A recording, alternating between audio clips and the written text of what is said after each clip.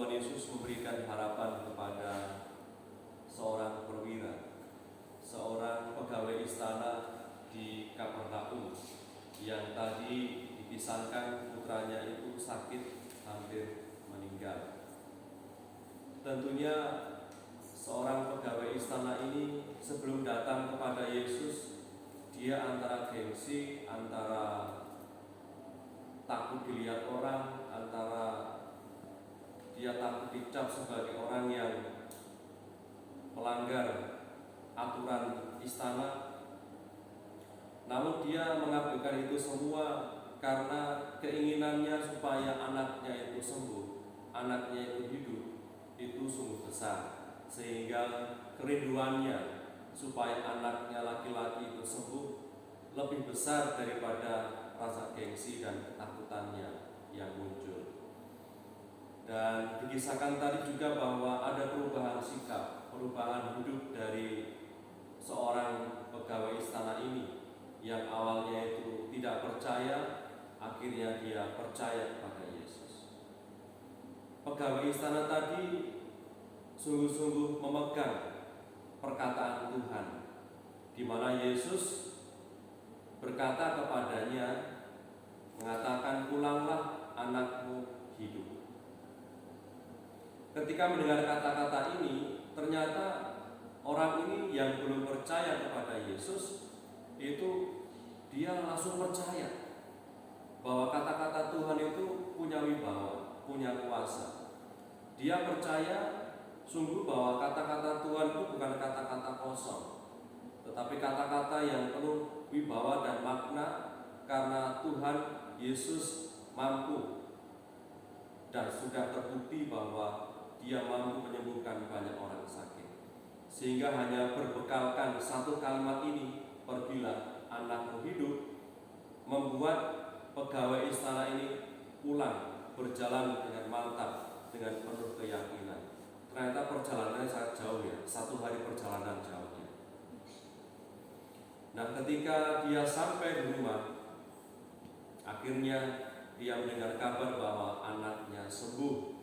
Dan ditanya kapan sembuhnya, jam 1 siang kemarin. Tepat pada saat itu Yesus mengatakan itu kepada pegawai istana ini.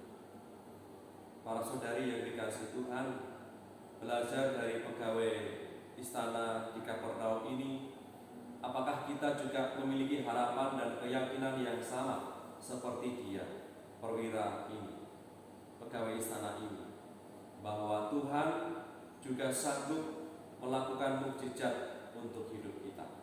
Apakah kita yakin bahwa Tuhan Yesus peduli pada tiap kita di dalam segala tiap pekerjaan dan keseharian kita? Apakah juga hati kita tetap percaya di saat kita mengalami situasi-situasi tak terduga dalam perjalanan hidup kita? Situasi tak terduga itu kalau kita tiba-tiba dapat undian lotre, mobil mewah, itu senang kita. Tetapi kalau mengalami situasi yang tak terduga, itu sakit, mendengar kabar yang tidak mengenakan, apakah kita juga tetap percaya? Hati kita tetap percaya kepada Tuhan.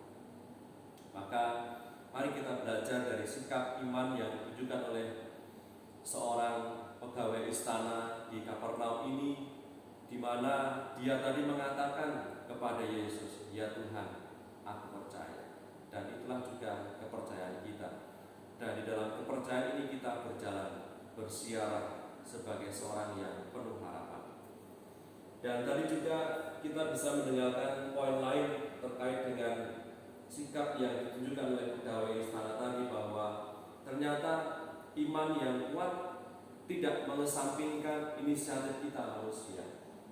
Justru karena pegawai istana tadi berinisiatif mendatangi Tuhan dan mohon kepadanya, maka terjadilah mukjizat. Maka percaya kepada Tuhan Yesus saja tidak lalu membuat kita diam saja dan tidak mau bergerak, tidak mau berinisiatif serta kreatif. Tetapi oleh karena iman kita kepada Yesus membuat kita terus bergerak, terus berpikir, terus berinisiatif. Apa yang bisa saya lakukan untuk kebaikan bersama? Maka pertanyaan refleksi untuk kita kita adalah apa yang bisa kita buat supaya komunitasku hangat dan berkembang. Dan apa yang bisa kita lakukan saat ketika kita melihat situasi kekurangan dan penderitaan yang ada di sekitar kita. Santo Gregorius Agung itu pernah mengatakan dalam sebuah kalimat yang menarik, di mana ada kasih, di mana ada hati, akan terjadi banyak hal besar dan mengagumkan. Di mana ada kasih atau hati di situ, akan terjadi banyak hal besar dan mengagumkan. Semoga di dalam segala pekerjaan dan panggilan hidup kita, perutusan kita, kita punya kasih yang cukup, agar dengan lewat kita banyak hal-hal besar dan mengagumkan yang terjadi. Berkat Tuhan menyertai kita sekalian. Amin.